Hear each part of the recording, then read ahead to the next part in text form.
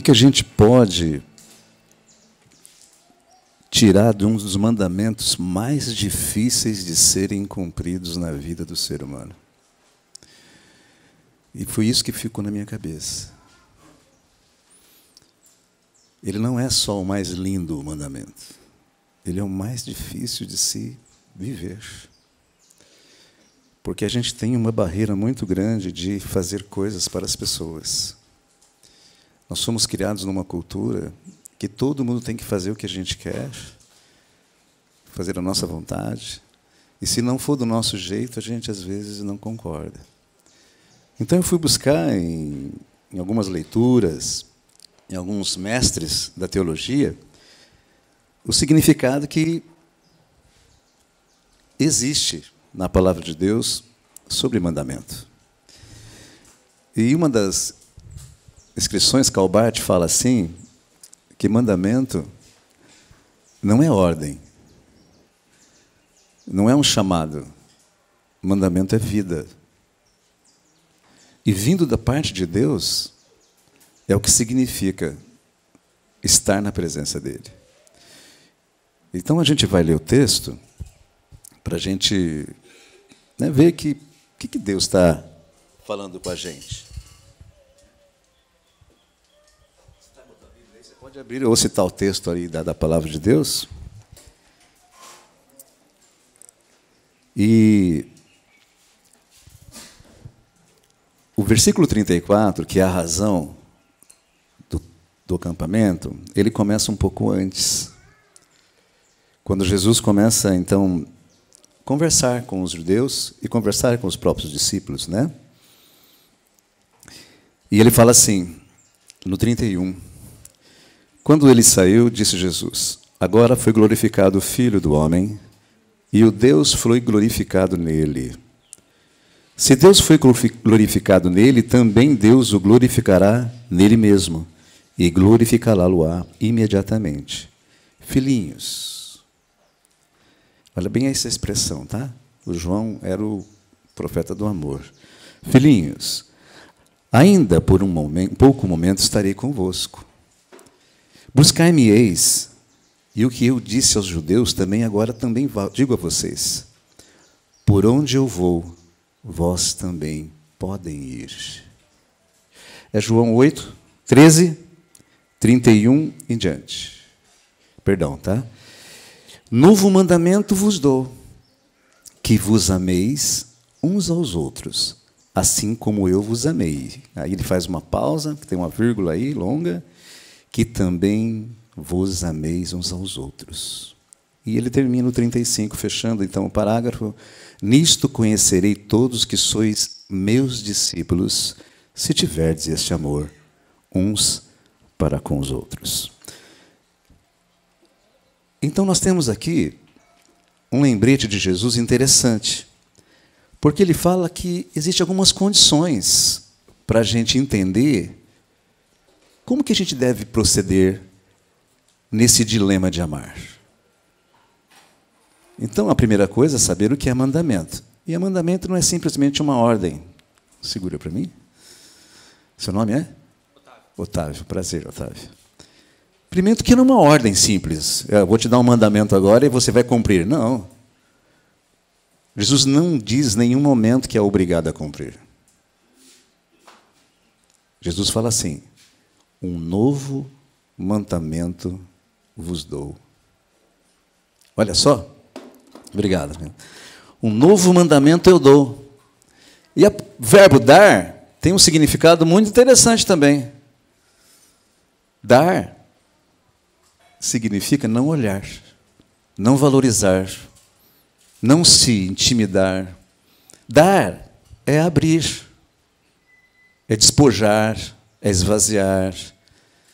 O verbo dar, quando a gente traduz lá do grego, e quando João, né, fala muito sobre isso, a gente vê que ele foi colocado para o esvaziamento do homem humano, para a glorificação de Deus, que está dizendo no texto aqui. Jesus só foi assunto ao céu quando ele se esvaziou completamente e deixou o Espírito Santo. E esvaziar-se, e doar-se, e dar-se, e dar as coisas às pessoas, É um ato que não deve ser valorizado.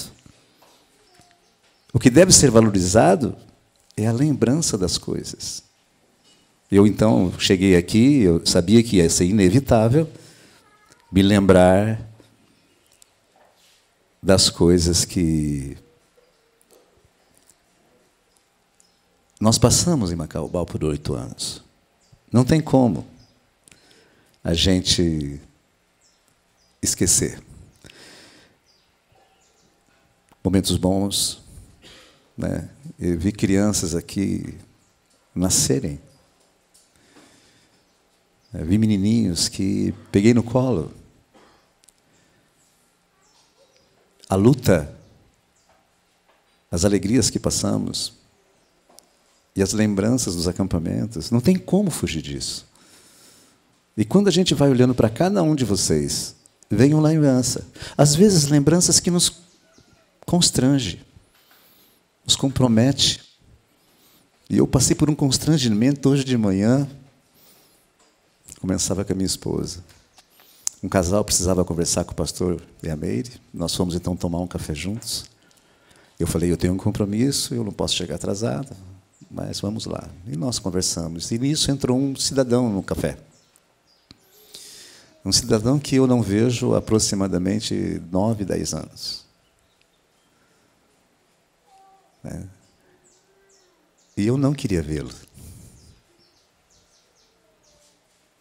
E muitas vezes eu não o vi porque eu não quis. Porque toda vez que eu lembrava do homem dele e da pessoa dele, me sangrava o coração por algumas coisas que aconteceram. E eu estou vindo para um acampamento falar amar uns aos outros, e Deus me manda justamente o Dejair lá. E eu tive que me levantar e ir abençoar ele. E isso me deu uma satisfação tremenda. Todo o meu temor, toda a minha raiva, toda a minha dor. Por isso Jesus pega agora os discípulos dos judeus e fala assim, olha, eu quero passar agora de presente para vocês. Eu quero te dar o que eu tenho de melhor. Eu vou entregar para vocês agora o meu amor. E explicar como vocês alimentam esse amor no decorrer das suas vidas.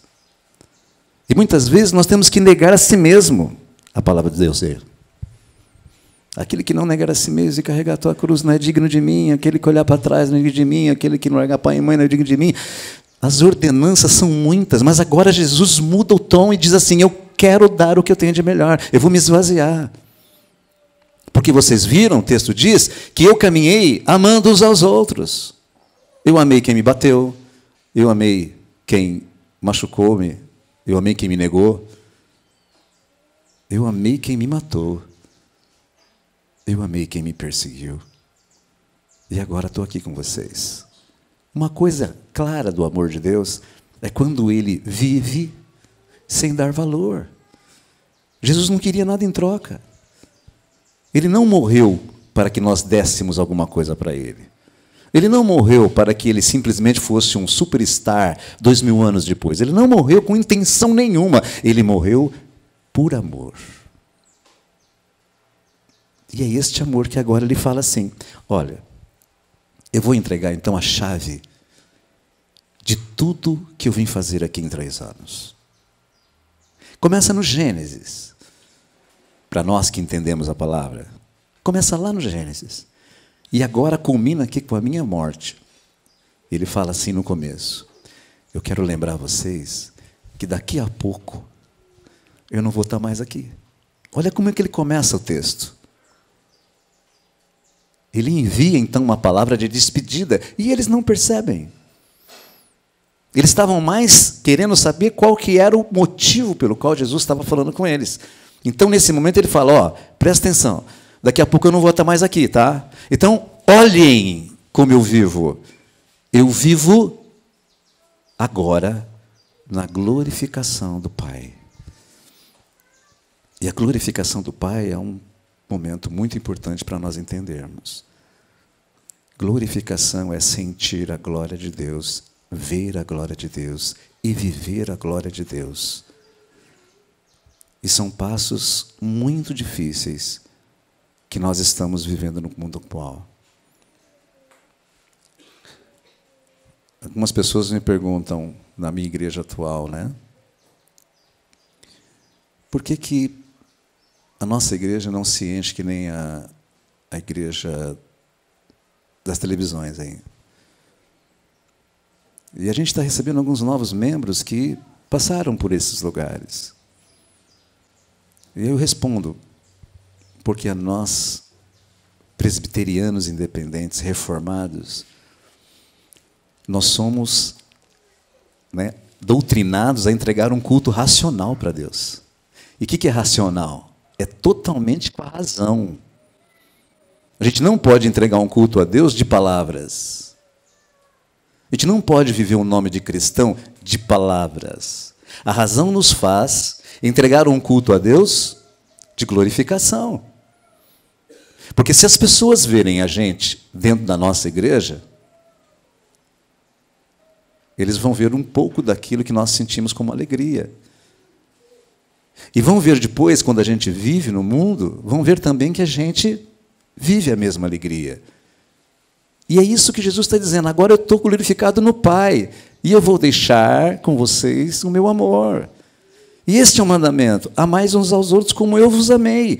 Olha só, a chave do mistério de ser um cristão, não só abençoado, como abençoa as pessoas. Entender o amor de Jesus. Não sofrer pelo amor que você tem que viver. Porque tem muita gente que sofre para viver amor. Tem mulheres que se anulam no casamento. Tem mulheres que se calam no casamento para não perder o amor. Tem mulheres que apanham no casamento. Tem mulheres que são espancadas e tem mulheres que morrem, assassinadas pelos seus maridos, em nome do amor. E esse é o amor que o mundo dá. Um amor que tem valor. Um amor que tem moeda de troca. Eu faço isso, mas você faz aquilo. E Jesus agora quebra tudo isso e diz, o bem é o amor. E o bem, traduzindo lá, é tudo que nós queremos para nós. Você tem que dar para o outro. Ah, pastor, mas aí é um paradoxo, é um problema, né? Como é que eu vou desejar para o Otávio? Eu não conheço o Otávio, estou conhecendo hoje. Como é que eu vou desejar coisa boa para ele? Jesus está dizendo para a gente o seguinte, Otávio, Jesus deu o que ele tinha de melhor, então eu não tenho que se preocupar em dar algo para você. Eu tenho que se preocupar em viver o amor de Deus para que você tenha esse presente também. Eu não sou obrigado, ele também não é obrigado a receber um presente meu. Mas é irresistível o amor de Deus. Ele está aqui porque alguém convenceu ele de vir. Jesus tocou no teu coração, alguém, né, já participa, faz ele, está na igreja, já está envolvido, mas ele não viria se ele não sentisse a vontade de estar juntos. E estar junto era o que o povo queria. Porque onde Jesus ia, a cambada ia atrás. Jesus um dia, né, eu já falei com você dessa passagem, mas lembrando, Jesus um dia estava cansado. Falou o dia inteiro para o povo. Falei, é o seguinte, eu estou indo para o outro lado lá. Entrou no barco e foi. Quando Jesus chegou, a turma já estava lá. Porque eles não queriam perder um minuto só sem a presença de Jesus, porque o seu amor mudava vidas. E quando Jesus fala, esse é um mandamento, de amar uns aos outros, ele não fala que a gente tem que amar na necessidade do outro, simplesmente. Ele fala, como eu vos amei. Então esse amor que a gente aprendeu aqui a ter, de dar as coisas, de presente, não é nada disso. Amar uns aos outros, vírgula, como eu vos amei, é diferente. Se nós não formos convencidos que o amor de Deus é maravilhoso, é imprescindível, e eu não posso viver sem ele, nós não vamos conseguir amar o outro. Otávio, você faz tempo que vai na igreja? Desde o ano passado. Desde o ano passado. Você já era da igreja ou não? De outra igreja? Não, né? Você está percebendo que os crentes é meio diferente, né? Faz coisa que você não via lá atrás, né? Assim, esses lampejos de união, de comunhão, o mundo não está acostumado a ver. Eu estou recebendo uma família agora na igreja, o João Paulo, a Alessandra, a Ana Laura e a Helena. A Helena é recém-nascida, nasceu de 7 meses, né? E eles já foram de algumas igrejas, e eu falei, mas por que você está vindo para a igreja? Você já foi da igreja tal, estava lá na quadrangular, aí começou a vir, desde o ano passado ele está vindo. Só agora que eu conversei com ele. Falei, eu acho que você deve ir conversar com o seu pastor, dizer que você está triste com a tua igreja e fica lá. Aí o cara vindo todo domingo, vindo e dando a sua oferta, e dando o seu dízimo, e aquilo foi me incomodando. Aí, domingo retrasado, eu cheguei nele e falei, o seguinte, qual que é a tua, cara? Você vai estar com a gente ou não? E me explica por que você está aqui vindo nessa igreja. Aí ele contou que ele estava sentindo no meio daquele povo o que ele não havia sentido ainda em outra igreja. E ele não consegue explicar com as suas palavras, ele começa a chorar. Sua esposa se emocionar. Então é isso que acontece quando o amor de Deus, que nos constrange, começa a constranger os outros. Né? Por exemplo, amar a sogra. Quem é casado aí? Né? Não é fácil, né? Não é? Fala sério, cara. Só Jesus na causa. Né? E eu moro com a minha sogra. A sogra mora no fundo de casa. Imagina. A sogra chega de repente. Não sei se na casa de vocês é assim. Quando menos a sogra está na tua frente, parece um fantasma. E você tem que amar. Caramba! Não dá, Senhor. Né? Mas dá, porque Jesus falou que dá. E isso a gente vai exercitando. E quando a gente exercita o amor de Deus, a gente vai mudando algumas coisas na nossa vida. A gente deixa de fazer coisas que a gente fazia. E não lembra mais. Isso que é legal. A gente não lembra. A gente não lembra. Porque o amor de Deus cobre. Ele transporta para a gente para uma nova galáxia. Vivendo na mesma terra, a gente vive um momento com Deus que a gente não esquece dos problemas. Mas aqueles problemas que a gente vivia não vive mais porque nós estamos preocupados em amar. Então a gente tem que pegar, olhar o texto assim, eu não tenho que amar os outros. Eu não tenho. Eu tenho que amar como Jesus me amou. É um pouco mais difícil. Aí, eu entro no momento, né, que eu preparei na minha mensagem, que isso acontece de 3 momentos especiais. A gente entender o amor de Deus, tem gente que passa a vida toda e não entende. Eu confesso que eu estou cada dia mais entendendo. 56 anos. Né, o ano passado eu passei pelo Vale da Sombra da Morte. Eu vi a morte, meus irmãos. Clara a cara. E eu falei para a doutora, eu não vou voltar. E ela disse, eu não vou desistir de você. Mas eu fui apagando. E eu senti que era o momento. E aí veio uma coisa na mente da cabeça, muitas coisas, boas e ruins. Mas aí ela aplicou um negócio em mim, que eu dei um pulo na maca. Pum! Né? E eu voltei. E fui direto ao internado e ela me salvou. Né? E aí eu perguntei para ela, tem como eu levar esse negocinho que você me deu para casa? Não, isso aqui é uma droga. Mas, doutor, é muito bom, porque eu vi elefante. Sabe? Eu vi nitidamente voando. Quando eu voltava. Eu falei tudo isso para ela. Eu falei, você estava tendo alucinações, porque a droga é muito forte. Mas se eu não faço isso, você não volta. Não usei mais, não, tá? Primeiro que não é vendido, é caríssimo, né? Mas ela teve essa misericórdia de mim. Desse dia em diante, eu aprendi mais um momento de amor. E estou lutando. Porque é uma luta amar. Mas é uma luta que a recompensa é boa. Então, o primeiro momento é entender o amor de Deus. Entender que é verde, porque Deus fez verde. Que as árvores são lindas, que os pássaros são lindos, porque é a natureza de Deus. A natureza de Deus foi feita para sua glorificação. Mas eu só vou entender o valor da beleza da natureza quando eu entender o verdadeiro amor de Deus pela minha vida. Então, o primeiro passo é se convencer que Jesus te ama. E Ele deu a vida por você. E o convencimento não é simplesmente eu parecer crente. As pessoas olham para mim aqui na frente, né, olha o outro lá, olha o pastor Marcos, né, olha o outro.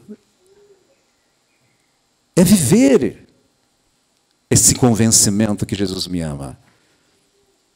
Então a gente começa a olhar as coisas de modo diferente. As dificuldades são feitas para serem vencidas.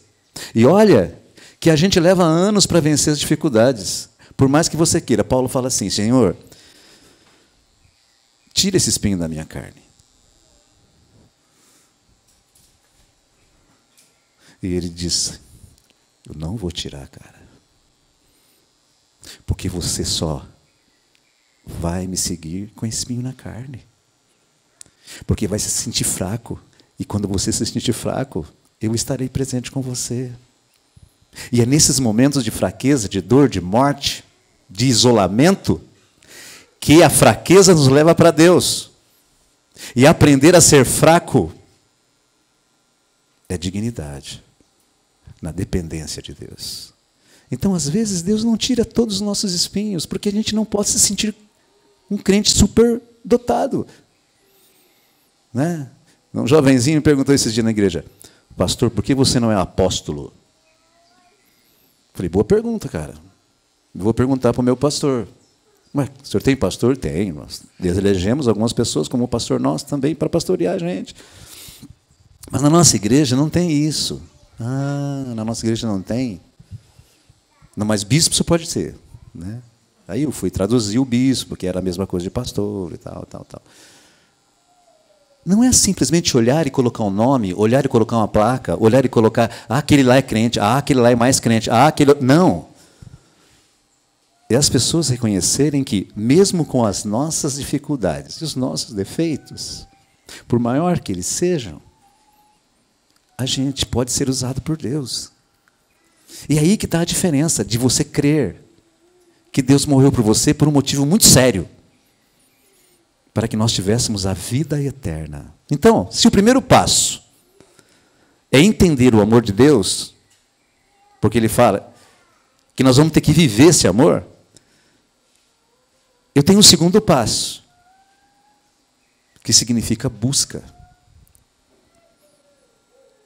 Ninguém chega à estatura de um homem cristão, à estatura de um homem perfeito, à estatura de um homem e de uma mulher admirável, uma pessoa exemplo dos fiéis, uma pessoa que as pessoas confiam plenamente, se Deus não os abençoar na busca.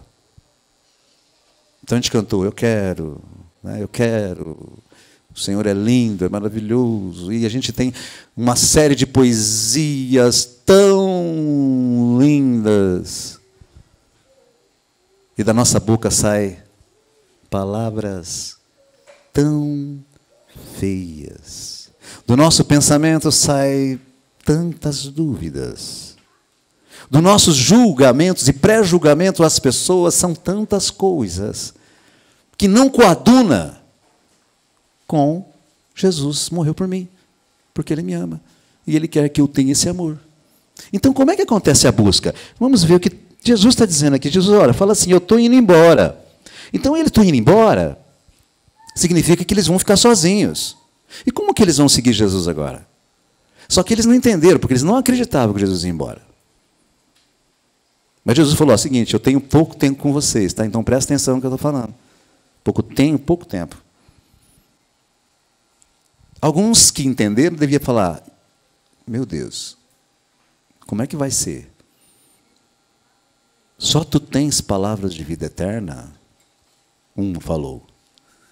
Quando Jesus morreu, se perderam, fugiram todo mundo. Um foi para Emaús, outro foi se esconder nos lugares, outro foi se reunir com os amigos lá, porque eles estavam totalmente desbaratinados, perdidos. O que vai ser de nós agora?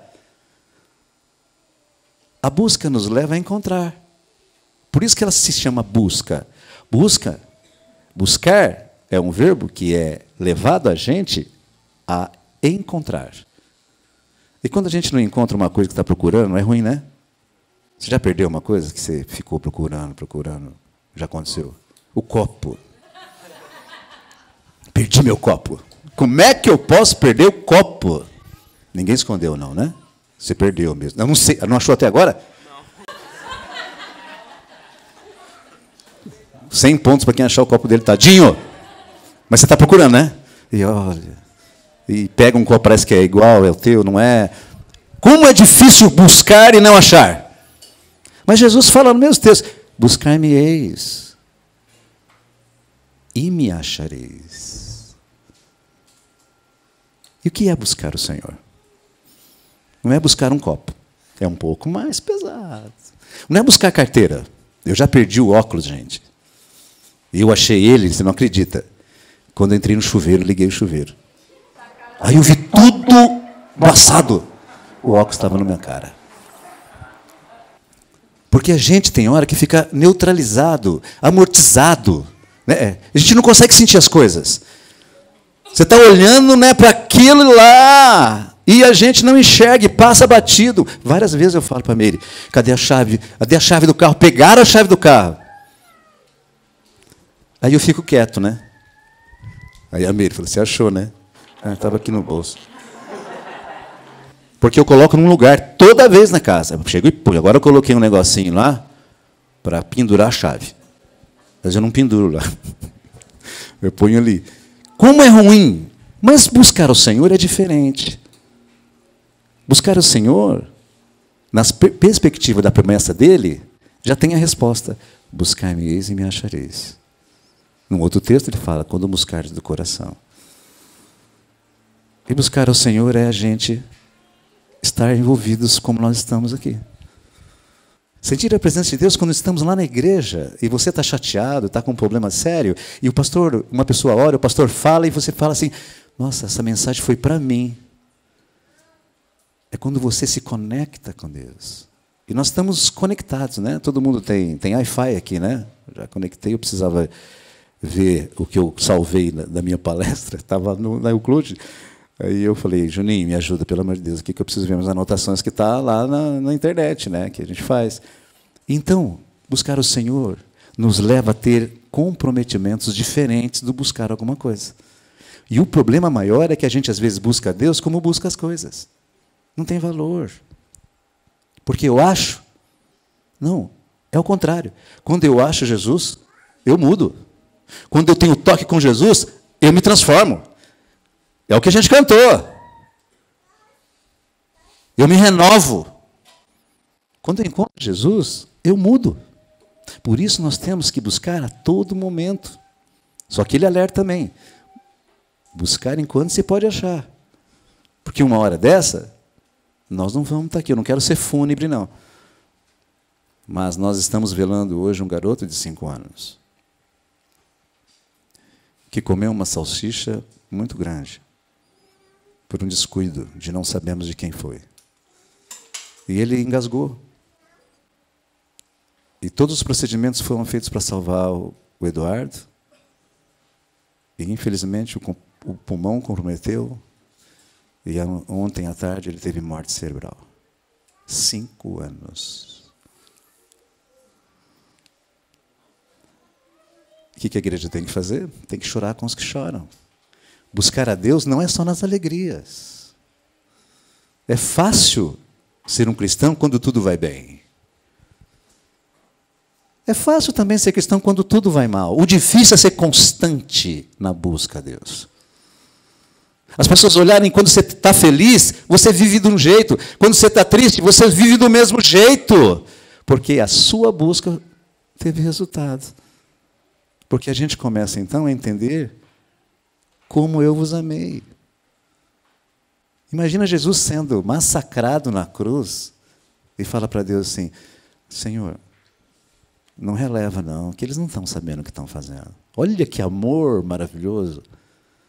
Ele podia simplesmente, com um piscar dos olhos, dizimar todas as pessoas ali. Ele podia invocar fogo do céu, que ia acontecer. Ele diz assim, eles não sabem o que fazem. E a pior condição do ser humano é quando ele faz coisa que não está sabendo. Porque ele faz maldade pensando que está fazendo bondade. E sua mente cauteriza e ele nem percebe mais que está fazendo maldade. Esse dia eu fiz um diagnóstico na igreja e perguntei para as crianças assim, quem é a pessoa mais brava da igreja? Eu achei que as crianças iam ficar pensando, né? Na lata, tá! Eu olhei para a criança e falei, ixi, preciso tratar disso, porque uma criança de 5 anos tem o nome decore e salteado na boca.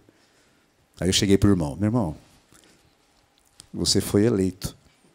Ó, pastor, o que me escolheram aí? O mais bravo da igreja.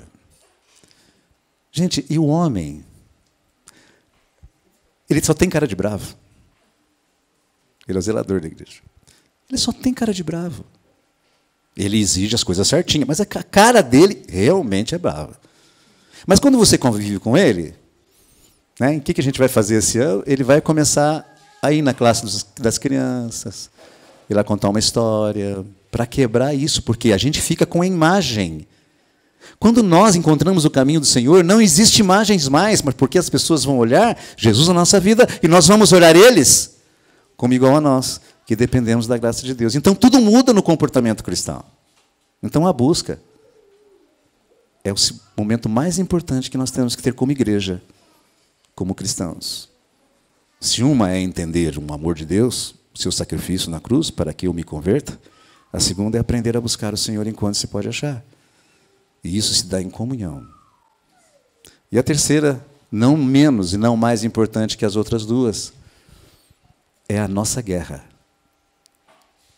Porque nós somos cristãos e estamos em guerra contra o maligno. E o Senhor do mal, ele usa de todas as artimanhas para nos desviar do caminho do Senhor. Desde uma simples preguiça, né? Uma simples preguiça. Nós estamos em Acampa Dentro, né? Porque a gente mudou a concepção esse ano, nós tínhamos que tratar da igreja, algumas coisas que nós estamos buscando. E nós tivemos um número muito bom de 60 pessoas direto lá na igreja. Hoje, a gente não tem, só tem atividade amanhã. E o interessante é que o coronel Lamin foi fazer a palestra, ele é coronel, imagina coronel. Coronel, ele vive na disciplina. E ele foi falar sobre disciplina do crente, compromisso do crente, à luz da palavra de Deus. E foi lambada, gente, para tudo quanto é lado. Até no pastor. E falando com amor. Então, gente, disciplina é isso. Imagina se Jesus fosse um homem, Deus, indisciplinado. Aí ele foi lembrando as características de Jesus. Ele orava, ele tinha um momento a sós com Deus, ele vivia em comunhão na equipe, ele comia junto. Então, a importância da gente estar junto. Então, viver o amor é uma guerra. E quem vai para a guerra despreparado é presa fácil. Vocês já assistiram o filme? Tem uns caras que entram no filme, Otávio, só para morrer. Eles levam 1 ano filmando o filme. E você vai ver aquele personagem, quando liga lá, aquele filme de guerra, sabe? É o primeiro que morre. Porque não tem valor. Na frente da batalha, na história antiga, era colocar os mais fracos. Os que não tinham estratégia. Só que Alexandre o Grande fez o contrário. Ele surpreendeu os inimigos, porque ele falou, Ele vai mandar os mais fracos dele na frente, eu vou mandar os meus. Então vamos fazer o seguinte, eu vou mandar os meus mais fortes. E quando eu matar os mais fracos, eu já vou com um rolo compressor e mato todo mundo. E conquistou o mundo. Quem vai para a batalha não preparado é presa fácil do inimigo. Então, é uma internet que tira a gente da comunhão com Deus. É um pensamento negativo, é um ciúme exagerado, é uma fome, né? Cheirinho tá bom, né, filho? É uma fome. Nunca vi adolescente ter mais fome na minha vida, né? E eu vi os meus filhos crescerem, meu Deus. E eles mandaram um monte de abraço para vocês, né? Os dois estão trabalhando aqui em Rio Preto. E o Felipe está em Curitiba, mandou um abraço para vocês. E isso tira atenção. Então eu estou indo para a igreja, às vezes eu desvio do caminho do Senhor, eu vou até a igreja com outros pensamentos. Eu estou lá olhando para o pastor pregar, mas eu estou viajando na maionese. E a gente não tem como correr o risco de correr disso, porque a gente é feito de memória. Então a gente sabe que eu tenho que acertar isso com você. Mas isso não pode ser maior que eu me preparar para viver esse momento. Então é uma guerra. E como que se dá o bom preparo para a guerra? A palavra do Senhor responde dizendo que nós temos que manusear bem a palavra da verdade, né? Os exemplos dos fiéis. Mas como é que a gente vai ler a Bíblia se é difícil? Você já leu a Bíblia, Otávio? Já? Quantas vezes? Não precisa responder. É difícil ou fácil? Pode falar a verdade. Fácil. Quem acha difícil a Bíblia? Eu vou sentar com o Otávio depois. Sabe por quê que é fácil para ele? Porque nós temos duas maneiras de ler a Bíblia. Quem que lê a Bíblia... Não precisa levantar a mão, não, porque não quero constranger o pastor, nem eu, que fui pastor de vocês. Quem que lê a Bíblia dizendo assim, eu vou ler a Bíblia agora, vou ver a palavra de Deus no meu coração? Não. A gente não faz isso. A gente faz assim, né? Vou ler a Bíblia. Esse texto não. Esse texto não. Lamentação de Jeremias. Oséias, o cara que casou com uma prostituta para fazer a vontade de Deus, e, né, simbolizar a infidelidade do... meu Deus. Provérbios de Salomão, que é legal. Fala de amar e tal. A perspectiva de leitura da Bíblia é a gente sentir a palavra de Deus. Então a gente tem que ir convencidos que Ele morreu por mim e Ele vai falar comigo. E torna muito mais fácil ler a Bíblia quando eu busco me comprometer com a palavra do Senhor da maneira melhor que existe, que é: Pai, eu vou compartilhar esse texto com um irmão, porque ele falou no meu coração. Ou ele não falou nada para mim. Né? Que coisa interessante. E descendo eles no monte, ordenaram Jesus: a ninguém conteis nada que aconteceu aqui no monte, até que o Filho do Homem vá aos céus.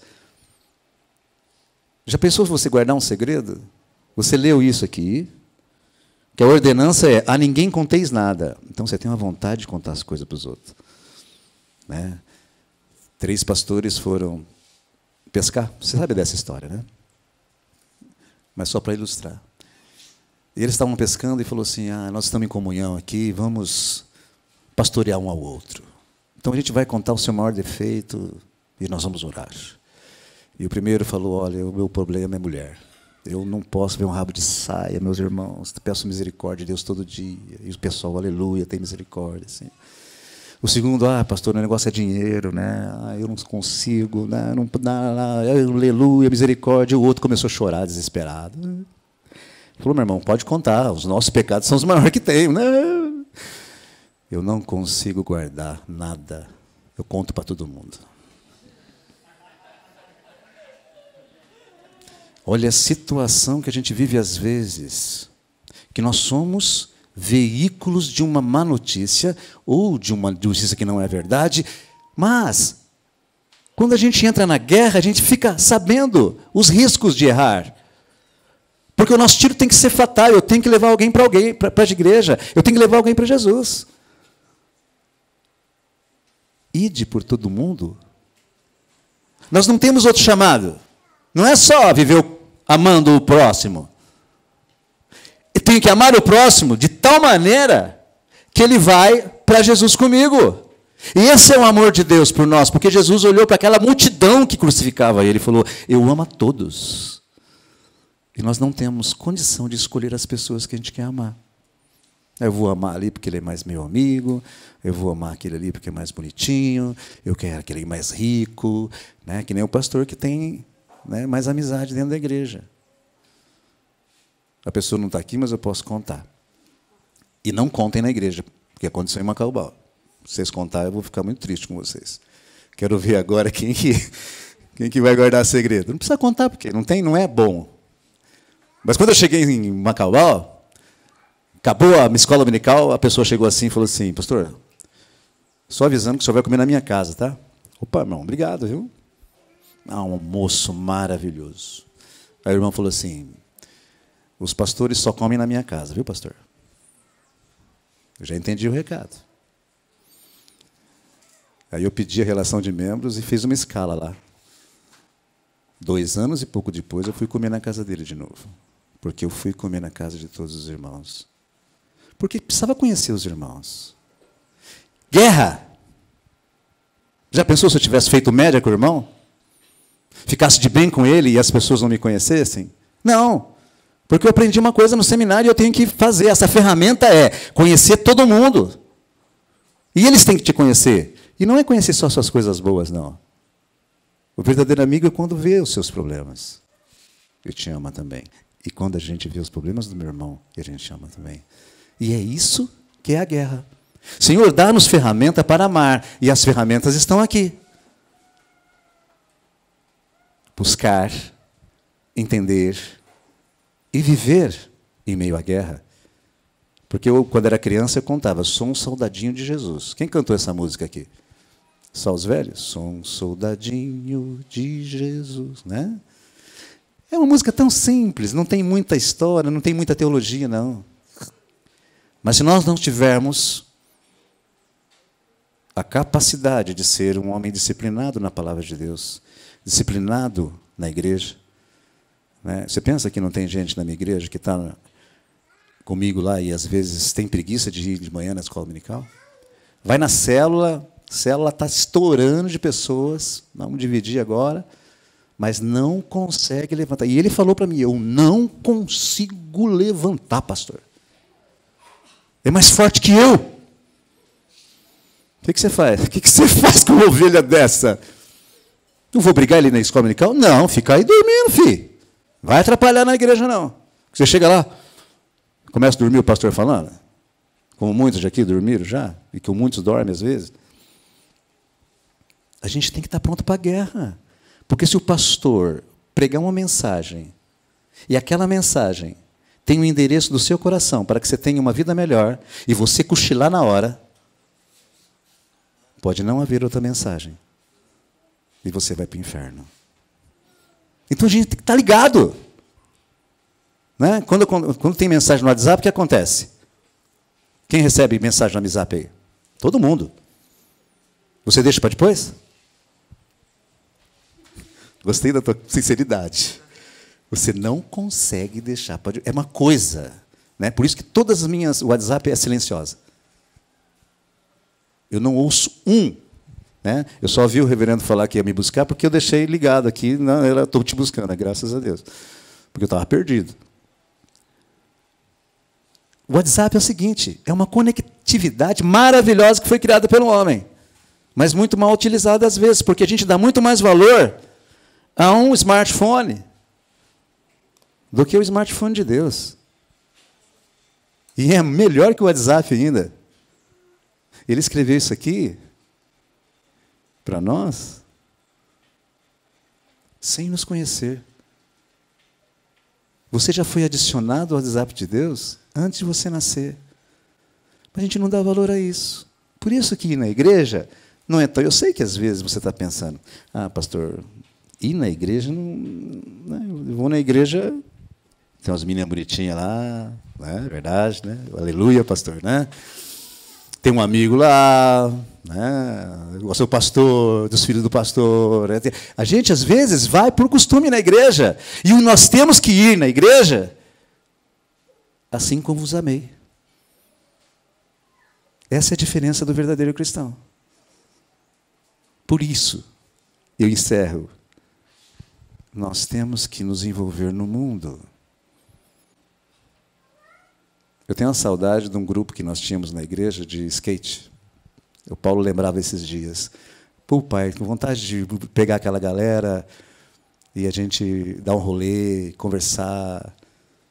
Porque isso ficou marcado dos meus filhos. A molecada que dançava o break. A gente não sai mais da cabeça. Isso é a gente buscar na palavra, porque tudo isso está aqui. Viver em comunhão, em alegria, fazer o que Deus quer que a gente faça no mundo, porque o mundo está no maligno. Por exemplo, nós não vamos se envolver na política? Pastor, estou fora. Eu não voto.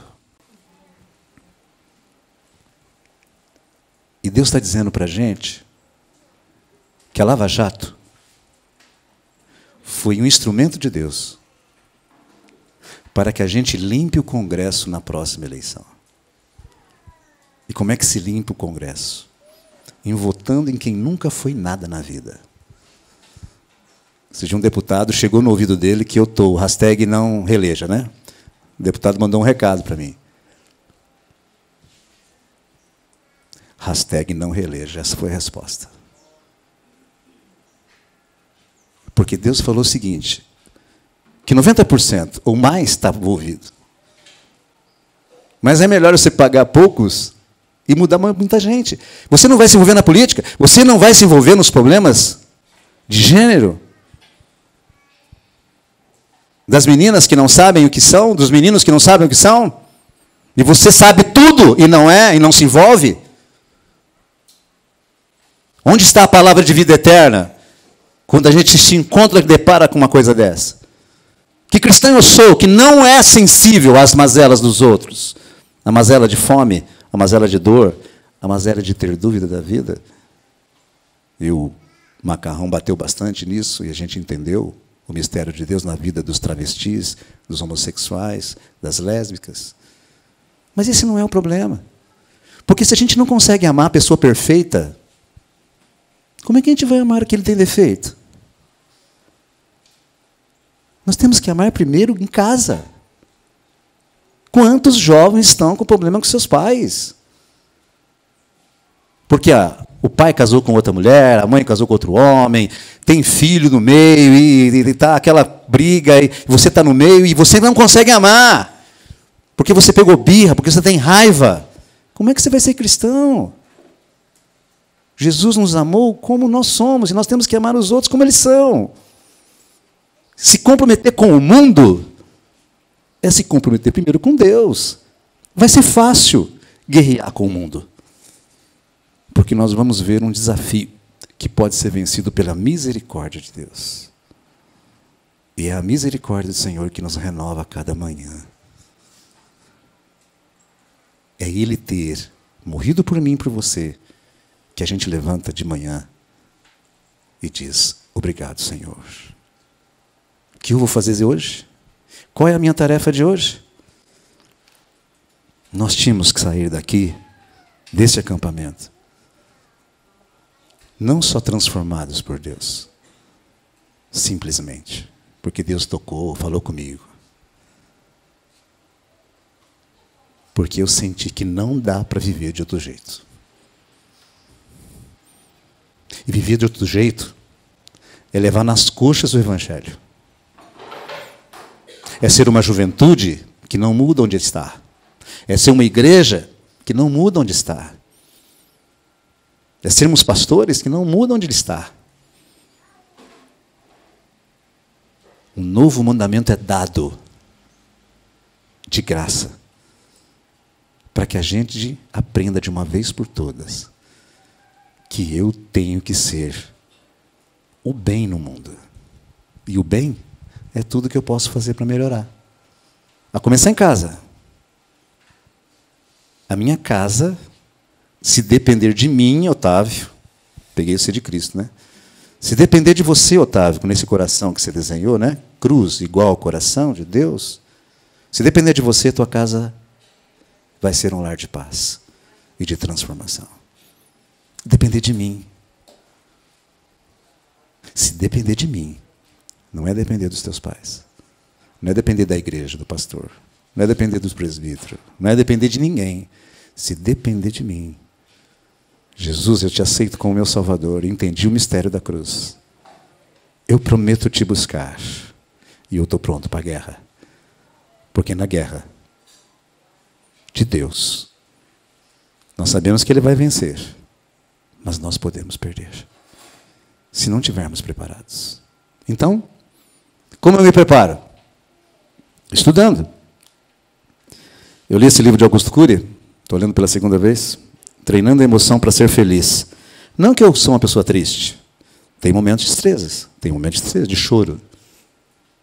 Tem momentos de desespero, de depressão. Vivo sim momentos todos, porque nós somos falhos. Então, treinando a emoção. E engraçado que está baseado na palavra de Deus. Aí eu pego um livro de uma pessoa que não tem nada a ver com crente. A Arte de Ser Mais Leve. Por que ser leve? Porque as pessoas têm que ter prazer em estar com a gente. Pensa numa pessoa chata que você convive. Seja leve com ela. Ela vai aprender a ser leve com você. Porque o seu procedimento vai transformá-lo. E aprender a ser leve é tirar o peso que Jesus carrega. Porque a gente não deixa Jesus carregar os nossos pesos, as nossas tarefas. Apesar de a gente ficar pedindo, ó Senhor, me abençoa, ó Senhor, me dá um emprego, ó Senhor, a gente quer resolver com as próprias mãos. E é aí que a gente fica pesado. A nossa cara fica pesada, o nosso espírito fica pesado e nós ficamos insuportáveis. E não existe crente insuportável, meu irmão. Se é insuportável, não é crente. Aprende de mim que sou manso e humilde de coração. Jesus ensina a gente a ser. Então, a gente tem conflito com o pai? Não precisa levantar a mão. Com a mãe? Não precisa levantar a mão. Se depender de mim, não tem um conflito em casa. Teu pai vai ver que você mudou. Vai ficar preocupado, talvez. Filha, você está bem? Estou bem, pai, por quê? Não, só estou perguntando. Aí no outro dia ele pergunta a mesma coisa. Oi, filha, está tudo bem, né? Está tudo bem, pai. Aí vai irritando a menina já. Ou menino. A gente tem que ter sabedoria e ser leve. Sabe por que eu estou bem, pai? Porque eu prometi, eu fiz um pacto com Deus. Sabia? Porque, primeiro, eu sei que Ele morreu por mim, mesmo eu não merecendo. E eu dou graças a Ele porque eu vou ter a salvação por essa morte. A segunda, que eu busco Ele a todo momento, Senhor. Eu quero dizer para o Senhor que eu estou pronta para guerrear. E para nós nunca mais brigarmos. Olha, teu pai vai olhar para você, ou tua mãe, e vai dizer, aonde que você viu isso, filha? Filho, eu também quero. Às vezes nós temos conflitos em casa. Eu tenho 3 filhos, e estou com 2 em casa. E às vezes o pau quebra lá, né? Porque um tem 26 anos, o outro tem 24, vai casar agora, o Andrei. E a gente discute. A gente não chega a brigar, né? Porque ainda tem autoridade lá, ele está morando na minha casa e tal. Mas a gente discute. Mas é gostoso quando a gente faz as pazes, gente. O pai, pisei na bola. Meu filho, eu fui áspero. E a gente não deixa para depois. Porque a gente busca vencer a guerra que o inimigo quer nos separar. E aí no mundo, nós temos uma guerra. Na tua escola, na tua faculdade, você tem uma guerra. Dentro do seu lar, você tem uma guerra. E este acampamento está sendo feito para que você volte com as ferramentas para fazer o mundo feliz. a depender de você. Só de você. Por isso, né? Eu termino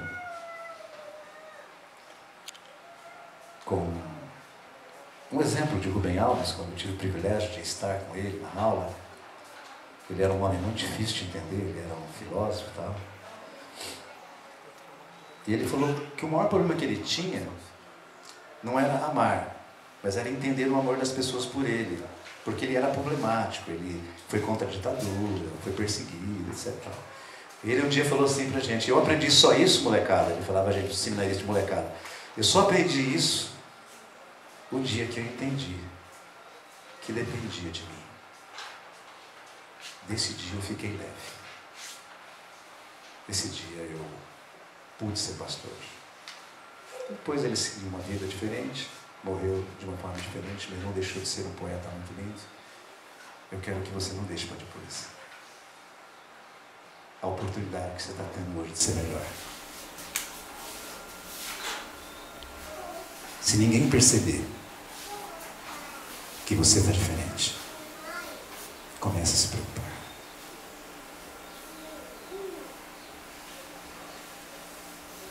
Como eu vos amei, amai os outros, só como Ele nos amou. Feche seus olhos. Nós estamos na Tua presença, Jesus, depois de um momento de canto, de som, de brincadeiras, e de um momento, Pai, da Tua palavra que nos ensina a amar as pessoas. E como é difícil esse mandamento, Senhor. Porque a gente às vezes não ama a si mesmo. A gente acha que tudo está errado, que a gente não tem sorte, que tudo conspira para mim. Senhor, nessa manhã, coloca no nosso coração o verdadeiro amor que o Senhor tem por nós. Faça a gente enxergar que o Teu sacrifício naquela cruz, onde jorrou sangue por nós, foi um momento diferente na minha vida e na vida desses jovens. Que o Senhor derrame sobre a igreja de Macaubal e continue a derramar o Teu Santo Espírito.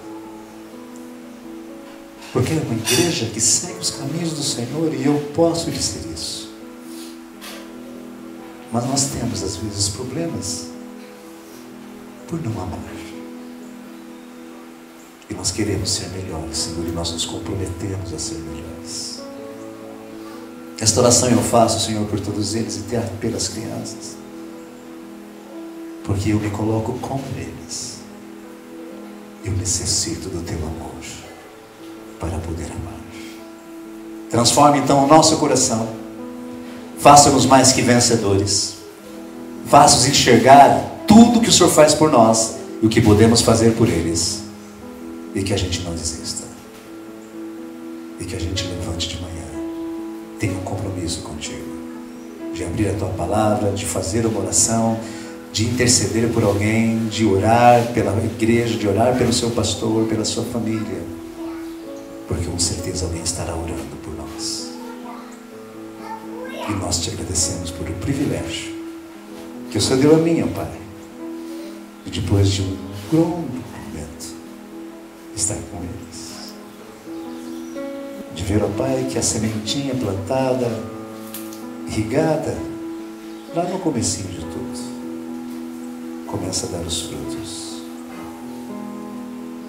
Abençoa o pastor Marcos, ó Pai, nessa caminhada, sua esposa, seus filhos.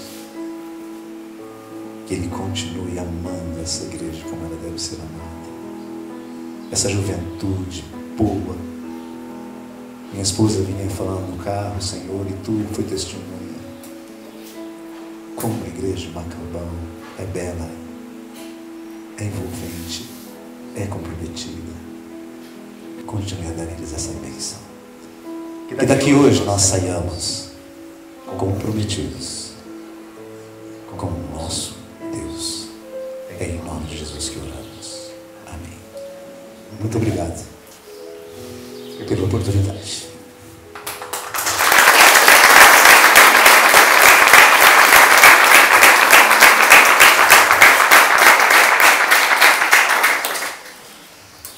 compartilhei com eles algum tempo atrás, alguns jovens, acho que uns adultos talvez. Eu me lembro, em 2012, eu chegando de volta do Paraná, eu e a Débora, lá no mercado, né? No Maranhão, encontramos você e a Meire lá, e era o ano que você estava deixando a igreja. Marcos, você precisa conhecer aquela igreja. Precisa conhecer aquela igreja. Vamos lá, você precisa conhecer. E eu falei, Cid, cara, é longe, tem estrada. Você aguentou esses 8 anos, cara. E na época eu ainda brinquei com ele. Você tá querendo jogar essa bomba pra mim, agora você tá saindo, né?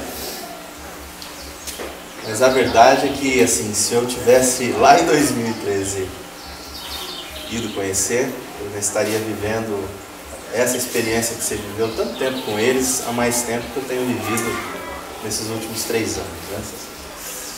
Realmente essa igreja é uma igreja que aprendeu muito com você, te ama verdadeiramente e te ama porque você os amou. Né?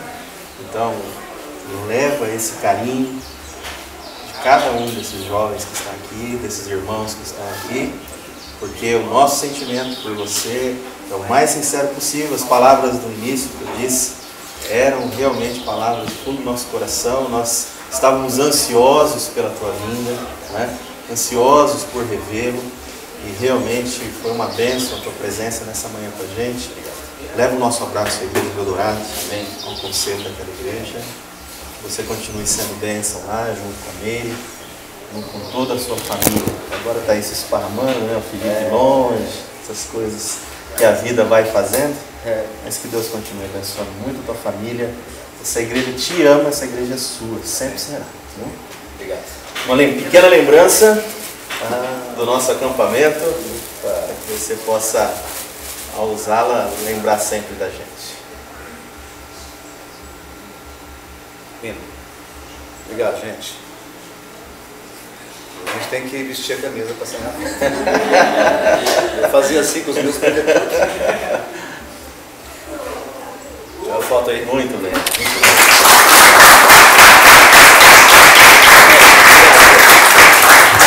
Bem, obrigado pela tua presença.